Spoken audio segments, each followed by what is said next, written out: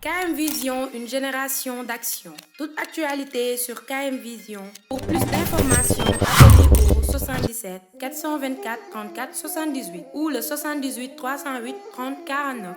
Devenu, après être passé par ce que nous avons appelé aujourd'hui l'école sénégalaise. Les défis de la recherche, j'ai quelques éléments qui peuvent paraître rigolos parce que je vous montrais tout à l'heure la Gambie. Elle est là, mieux placée que le Sénégal lorsqu'il s'agit de recherche relativement approfondie. Oui, donc acceptez de vous remettre un tout petit peu en cause. Oui, un élément très simple, je reviendrai là-dessus. Parce que tout simplement, ils ont l'avantage de la langue et ils ont l'avantage également de considérer qu'ils sont faibles. Et nous avons malheureusement la malchance de penser que nous sommes forts et nous avons la plus belle langue que nous ne parlons pas.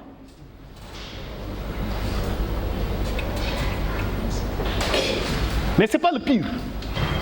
Regardez cette colonne. Vous ne trouverez aucun pays africain. Je préfère, moi, collaborer avec mon collègue français ou anglais ou américain ou danois que de collaborer avec mon collègue burkinabé ou camerounais. Donc je vous demande de franchir la frontière sud. De collaborer avec nos collègues gambiens. Il y a ce volet qui m'a paru extrêmement intéressant, c'est l'aspect technologique. Là aussi, nous avions toujours pensé que nous sommes les meilleurs, nous sommes les plus beaux, mais faisons très attention. Le Sénégal, il est là. Ça, c'est juste des problèmes de connectivité. Et là, on parle de formation à distance depuis quelques années. Des possibilités de se connecter, d'avoir des ressources, je ne parle pas encore de connaissances. Mais la chose la plus extraordinaire, c'est celle-là. Si je faisais le tour dans les amphis, dans les différentes universités, il y a une confusion extrêmement grande entre ce que nous avons appelé de l'information et de la connaissance. Ce n'est pas parce que je suis sur Internet que j'ai de la connaissance. Ça, c'est une information. Une information, c'est comme si vous avez des condiments, vous les mettez dans la cuisine. Si vous ne préparez pas, vous ne pouvez pas manger. Ce n'est pas parce que vous avez de la plus belle viande, s'il ne fait pas bien préparé, vous ne pouvez rien manger. Et manger, c'est en faire cette information de la connaissance. Et malheureusement, on navigue et on navigue. On a des juxtapositions d'informations et on ne construit pas de connaissances. Il y a quelque chose qui est extrêmement grave dans ces deux aspects. L'école, pour la plupart des populations, pensent que c'est une école pour information. L'informatique et Internet est venu pour faire passer de l'information. Et nous avons la confusion que l'école égale Internet et égale information. On ne s'occupe plus de connaissances, on ne s'occupe plus de compétences. Et ce sont ces compétences-là dont on a besoin pour construire un pays. Quelques réponses à ces défis. Je vais essayer d'être relativement vague pour ces défis. Celui-là me paraît très important. Umberto Eco, je pense que vous le connaissez, c'est... oui. Vous voyagez avec votre sumo, il fait... ils ne sont pas intéressants ceux qui ont souvent un téléphone. Je vois beaucoup de personnes avec leur téléphone, c'est Umberto Eco.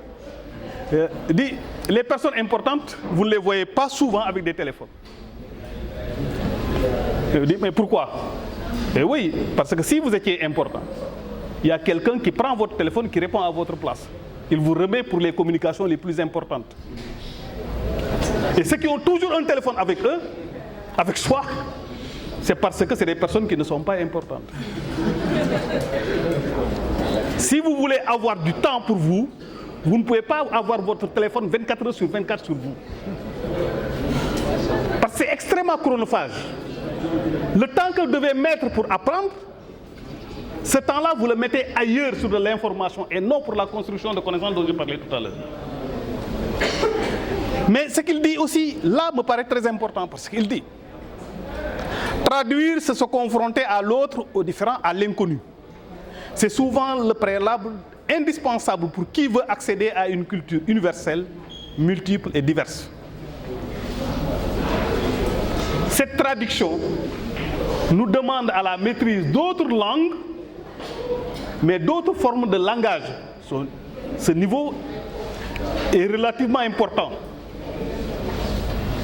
Je dois comprendre l'autre dans sa culture, que ce soit une culture scientifique ou une culture littéraire. Je dois comprendre l'autre dans sa culture, que ce soit la langue française ou la langue anglaise ou une langue arabe.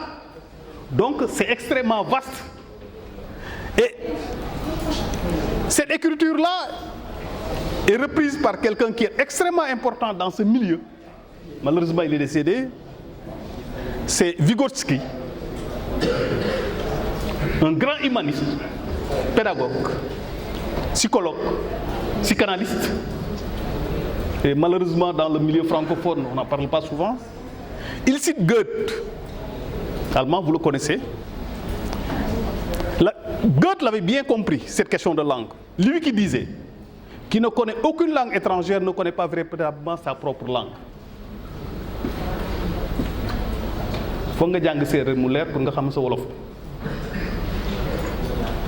L'assimilation d'une langue étrangère élève tout autant à un niveau supérieur la langue maternelle de la personne que l'assimilation de l'algèbre élève à un niveau supérieur la pensée arithmétique. Qui connaît cette dialectique entre l'arithmétique et l'algèbre peut percevoir l'idée qui est ici autour de l'assimilation d'une langue étrangère pour la compréhension de sa propre langue. Le prophète, paix et salut sur lui, nous dit: autant de langues on parle, autant d'hommes on vaut. La question de langue, elle est extrêmement importante. Je me suis permis de revenir sur cette question-là comme réponse.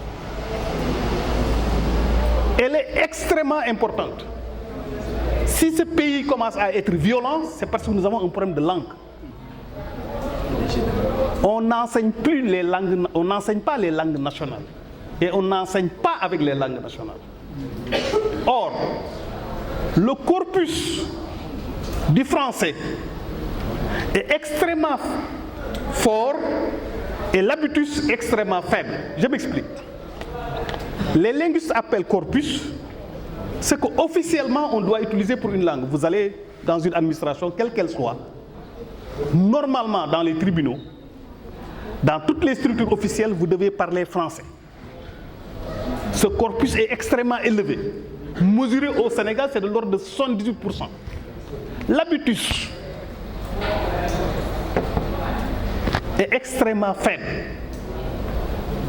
Normalement, cette conférence, s'il n'y avait pas ce protocole, on allait le faire entre nous en Wolof. Je suis presque sûr que ce que je vais dire Wolof, c'est que tout le monde l'air. Pour dire que l'habitus entre nous, on ne parle que nos langues nationales. Mais un peuple qui ne parle pas cette langue d'enseignement que l'on utilise presque tous les jours, à l'école, on ne parle que le français. Dans vos universités, on ne parle que français. Or, si vous sortez de la classe, si vous sortez de l'amphi, vous ne parlez que Wolof. Et pire, cette langue, son universalité, est de plus en plus remise en cause dans le domaine scientifique, parce que même les universités françaises, les cours se font de plus en plus en anglais. Et nous avons une chance inouïe d'être dans une région que nous appelons Kaolack, qui est juste à côté de la Gambie, où nous pouvons facilement collaborer avec ça. Je peux aller voir mon cousin, ma tante, ainsi de suite, et au moins avoir quelques mots en anglais et lui quelques mots en français et qu'on commence à... Mais on ne le fait pas. Parce que nous avons considéré intellectuellement que nous sommes des pays différents et nous sommes des peuples différents et nous n'avons rien à nous dire entre nous. Et une des solutions pour nous autres qui sommes Saloum Saloum, de Kaolack et de Keur Madiabel, voilà une porte de sortie extrêmement heureuse pour mieux maîtriser ma langue wolof et française, aller comprendre cette langue qui est l'anglais et discuter avec nos collègues, passer vers le sud, travailler avec eux. Allons-y avec nos frères gambiens. Considérons que ce sont nos propres frères et allez-y sur cette collaboration. Ce défi est extrêmement simple à relever. Noir comme un puits, où l'on se noie, je rends grâce au Dieu, quel qu'il soit pour mon âme invisible et fière. Dans de cruelles circonstances, je n'ai ni gémi ni pleuré. Meurtri par cette existence, je suis debout, bien que blessé. En ce lieu de colère et de pleurs, je profile l'ombre de la mort. Je ne sais ce que me réserve le sort. Mais je suis, et je resterai sans peur. Aussi étroit soit le chemin, nombreux les châtiments infâmes, je suis le maître de mon destin. Je suis le capitaine de mon âme. Ça mérite des applaudissements. C'est très puissant. Merci. Et vous pouvez imaginer, dans une île, quelqu'un qui aspire à changer son pays, on le met en prison, injustement. Et à chaque période, à chaque moment, il risque sa vie et pourrait mourir de ces formes de châtiment. Et qui s'appuie sur ça. Il dit qu'il est le maître de son destin. Il dit qu'il est le capitaine de son âme. Et moi, étudiant, je quitte Keur Madiabel. Je viens ici dans ma chambre. Je peux sortir quand je veux. Je peux discuter avec mon ami. Je peux revenir, je peux manger, boire. Et je considère que moi, je n'ai pas un avenir, alors que celui-là était en train de tracer l'avenir d'un pays. Et qu'il l'a fait. Et nous pensons que nous, notre défi est immense qu'on ne peut pas le régler. Et lui, il en est parvenu. Nous pensons qu'un ticket de restaurant est tel que je ne dois pas pouvoir survivre. Et lui, en ce moment-là, c'est juste, est-ce que je vais survivre jusqu'à demain? Imaginez-vous cette jeunesse que nous avons, qui doit prendre en charge les difficultés qu'avait Mandela pour un pays comme le nôtre. Parce que nous avons besoin de ça. Et nous avons besoin de vous pour le faire. Je ne pourrai pas terminer sans revenir sur ça.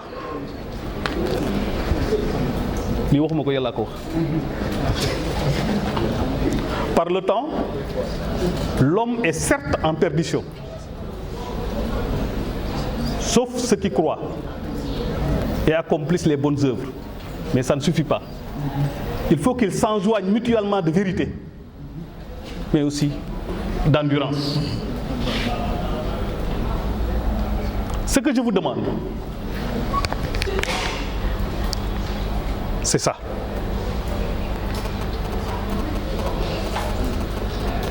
Il faut s'enjoindre de vérité, mais aussi d'endurance. Bu la Abdoulaye Diatta waxee fu mu jaar li doon wax bu ñëwee fii université les conditions ñu dund fii. Lorsque nous sommes arrivés à Dakar, un de mes amis, ce qu'on appelait à l'époque garage pompier.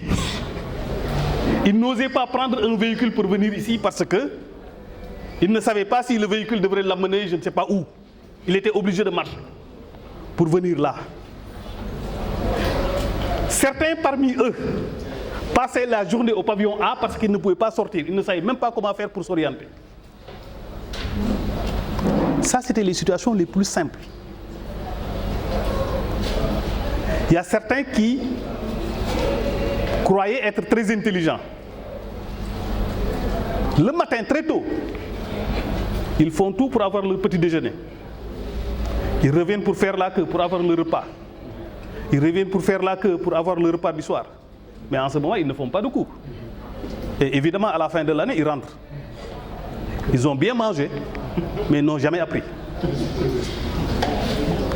Parce qu'ils avaient oublié qu'ils venaient ici pour apprendre. Ils ne venaient pas ici pour manger. Parce qu'ils n'ont pas voulu être endurants. Donc vous avez compris.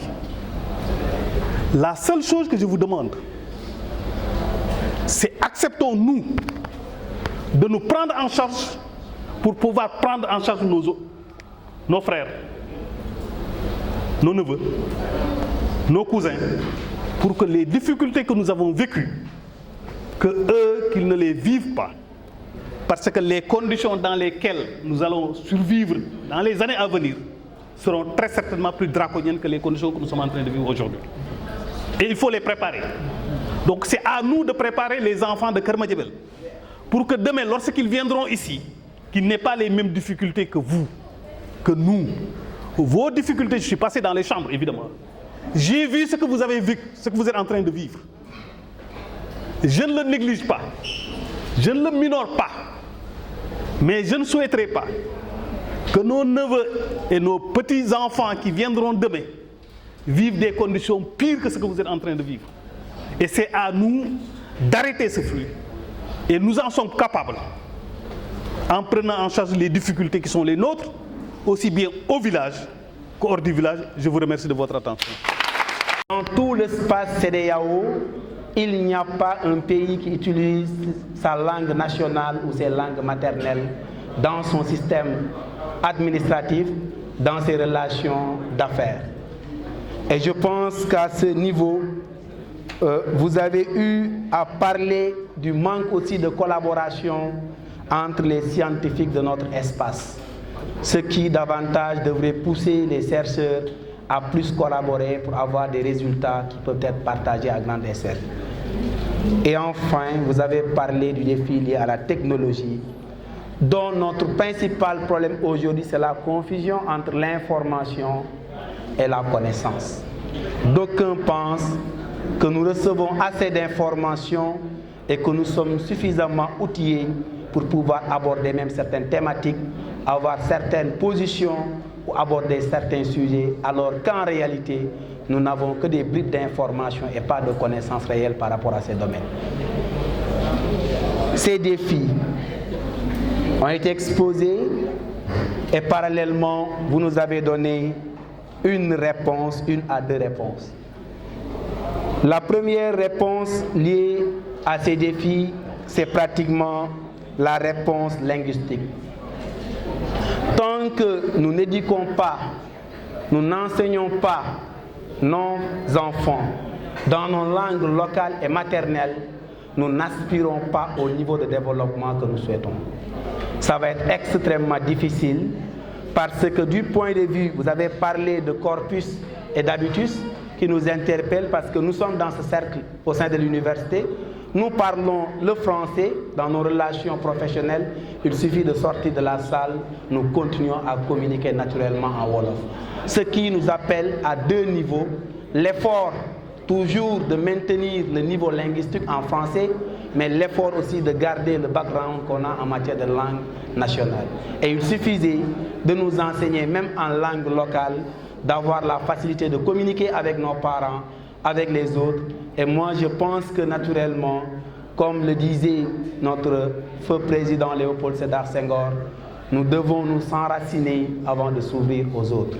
Et je pense que l'enracinement commence d'abord par l'utilisation de nos langues, qui nous permettent d'épouser nos valeurs dans l'éducation. Et enfin, vous nous avez fait le rappel de l'éminent homme qui fut président, un homme d'éducation, Nelson Mandela, que vous considérez comme le capitaine de l'âme et le maître de son destin. À travers ce fameux texte de Nelson Mandela, vous nous avez rappelé l'immense ou les immenses efforts que nous devons déployer tous les jours pour survivre et réussir dans ce cercle qui est tellement compétitif. Et enfin, vous nous avez rappelé la sourate Wal Asri qui nous a rappelé tous aussi les efforts que nous devrons et la position qu'on peut avoir face à certaines situations, de se dire la vérité et de s'éloigner de certaines et de l'endurance mutuelle que nous pouvons avoir tous les jours. Ceci dit, nous remercions le conférencier. KM Vision, une génération d'action. Toute actualité sur KM Vision. Pour plus d'informations, appelez au 77 424 34 78 ou le 78 308 30 49.